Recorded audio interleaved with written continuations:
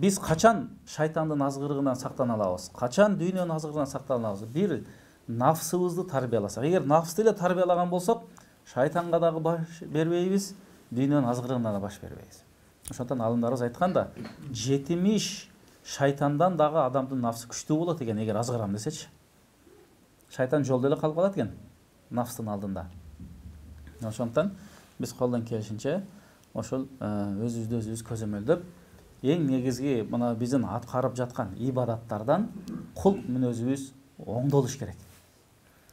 Пайгамбарыбыз айтат: "Инна ахаббакум иlayya majlisan yawmal qiyamati aqrabukum minni majlisana wa ahabbakum ilayya ahasinukum akhlaqan" дейт. Кыяматта мага эң жакыныңар, эң сүйкүмдүүңөр бул кулк мүнөздөрү жакшылар деп атат да.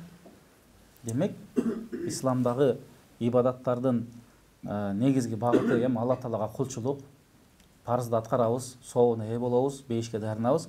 Бирок бул дүйнөдөгү таасири бул биздин кулк мүнөздү оңдош керек. Анан бисмилля деп, Аллаху акбар деп коюп туруп, намазды окуп туруп, анан таразада алдай берген болсок, демек биз ал намаздын дагы эле пайдасын ала элек болгон болобуз. Ошондуктан баарыбыз ибадаттарга эле бекем болгон болсок, пайгамбардын сүннөтүнө бекем болгон болсок, биздин жан дүйнөбүзгө дагы, акыретибизге дагы мына ошол жерде өтө пайдалуу болот. Имам Шарави өзүнүн жашы бир даанышман сөзүндө айтат: "Мен вахаба нафсаху лид-дунья лан ю'тияху фил ахири илля матрейни." Эгер адам шариятты таштап, өзүнүн өмүрүн бул дүйнө үчүн арнаса, бул дүйнө эң акырда бул адам көмүлүш үчүн 2 метр эле жерди берет дейт. Бул дүйнөдөн башка эч нерсе ала албайт экен да. Ва амма вахаба нафсаху лиллахи субханаху ва таала.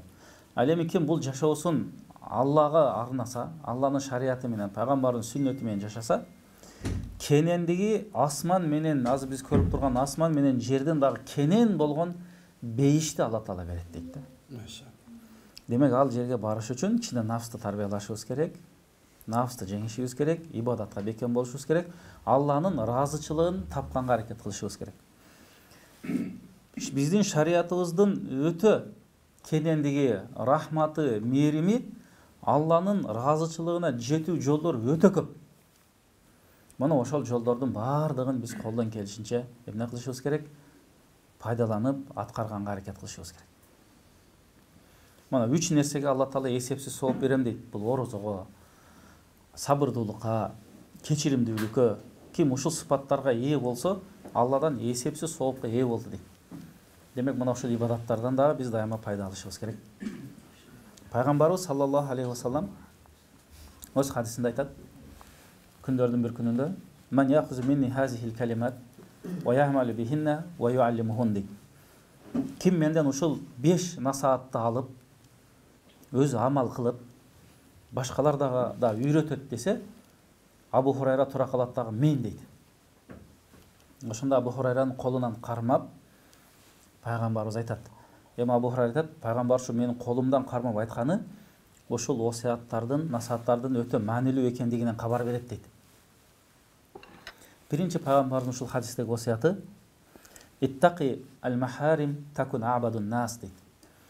Эгер Алла Таалага эң ибадаттуу адам болом десең дейт, бул балки ар бирибиздин максатыбыз ошол. Анда сен иттaqil maharim, арамдан алыс бол дейт да. Мындайча айтканда таква бол деген сөз. Таквалык деген бул сактануу. Эмнеден сактанабыз? Арамдан сактанабыз. Демек, арамдан сактанган адам бул таква деп айтылат.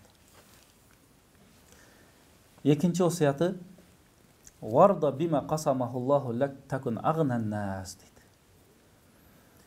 Эгер эң бай адам болгуң келсе, анда Алла Таала чекеңе жазып берген ырыскыңа канаат кыл дейт. Ошондо сенден бай адам жок дейт. Ошондон канаату канзун ла тафна, канааттуулук бул түгөнгүс кенч деп айтылат. Башка бир хадисте пайгамбар айтып атпайбы?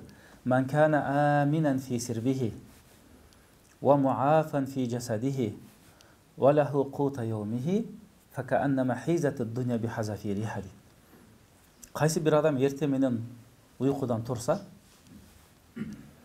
тынч мамлекетте ойгонсо дейт, жашоосуна, коркунуч жок болсо, муафан фи жасадихи, ден соолугу таза болсо, бир күндүк тамагы бар болсо, ошол адам эң бай адам дейт да. Бардык дүнүйө ошонун колундагыдай деп пайгамбарыбыз айтып атат. Демек дайыма мына ошондой мамлекетте жашаганга Аллахым баарыбызга насип кылсын. Мына сиздер да мусафирчылыкка жүрөсүздөр. Мусафирдин дуасы кабыл болот дейт пайгамбарыбыз. Анан дуа бизохирил гойби мустажаб, кайыптан кылган дуа кабыл болот дейт. Ошондон эч качан унутпай бата дуа кылып жүрөлү.